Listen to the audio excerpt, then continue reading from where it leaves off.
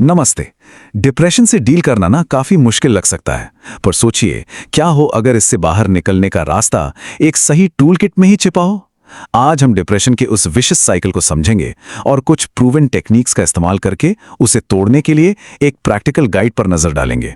तो चलिए शुरू करते हैं। डिप्रेशन का जो अनुभव है वो अक्सर बहुत अकेला और डरावना महसूस होता है ना। ये एक ऐसी सिचुएशन है जहां उदासी, चिंता, थकान, सेल्फ कॉन्फिडेंस की कमी, ये सब एक साथ हावी हो जाते हैं और फिर ऐसा लगने लगता है कि ये शायद कभी ठीक ही नहीं होगा।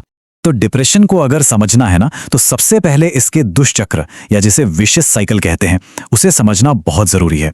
असल में ये एक ऐसा जाल है जो मूड को लगातार नीचे और नीचे खींचता चला जाता है। अच्छा, तो ये चक्र काम कैसे करता है? देखिए, होता क्या है कि नेगेटिव विचार जैसे मैं किसी काम का नहीं हूं, ये मन में आते हैं। इनसे फिर थकान जैसी फिजिकल फीलिंग्स पैदा होती हैं, और जब थकान होती है तो सोशलाइजिंग मतलब लोगों से मिलना जुलना, ये सब कम हो जाता है, जिसके बदले में अकेलापन और वो नेगेटिव विचार और भी ज्यादा मजबूत हो जाते हैं। बस इसी तरह ये एक डाउनवर्ड स्पाइरल बन जाता है। तो सवाल ये है कि इस चक्र को तोड़ा कैसे जाए।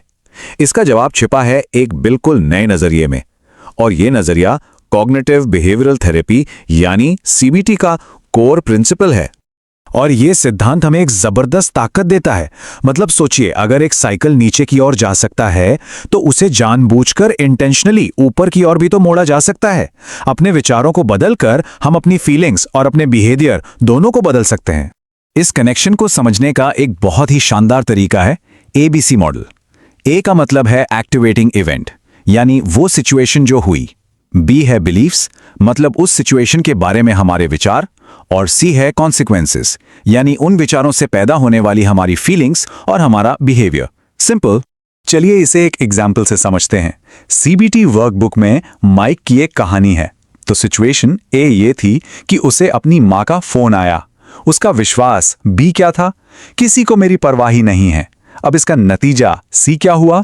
वो और भी ज्यादा अकेला महसूस करने लगा और लोगों से कट गया। ये बिल्कुल साफ साफ दिखाता है कि कैसे हमारे विचार सीधे सीधे हमारे एक्शंस पर असर डालते हैं। तो चलिए अब अपनी रिकवरी टूलकिट का पहला हिस्सा खोलते हैं।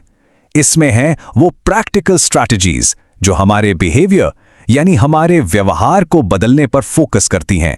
इस टेक्निक को कहते हैं बिहेवियरल एक्टिवेशन, और इसका एक ही मकसद है इन एक्टिविटी के साइकिल को तोड़ना। यहां सबसे जरूरी बात जो याद रखनी है वो ये है, प्लान को फॉलो करना है, मूड को नहीं। भले ही मन बिल्कुल ना कर रहा हो, पर जो एक्टिविटी स्केड्यूल की है उसे पूरा करना ही इस चक्र को तोड़ने की असली चाबी है।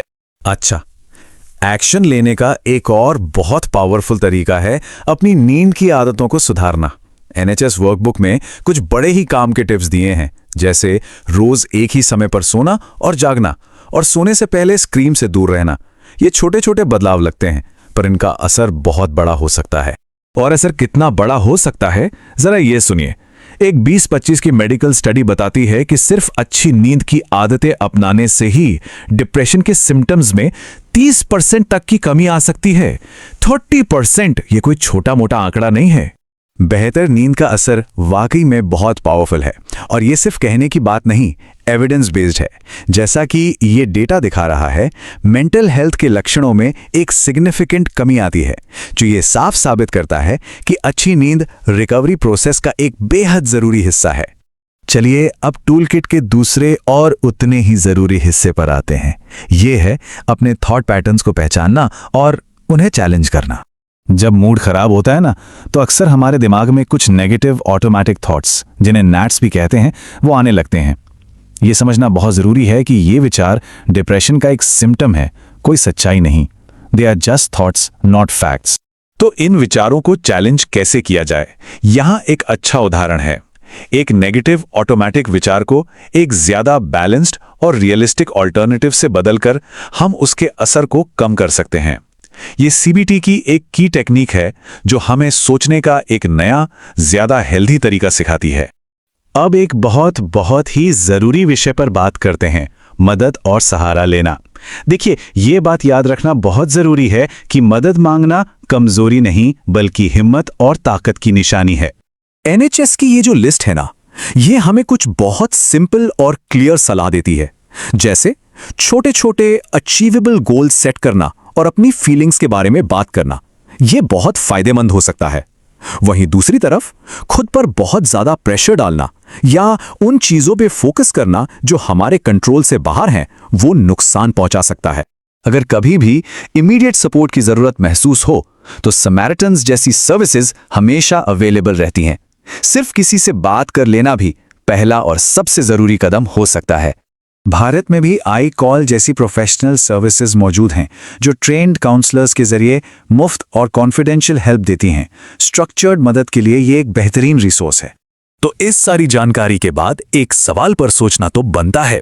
रिकवरी की तरफ एक छोटा सा पहला कदम एक पूरी नई शुरुआत हो सकता है।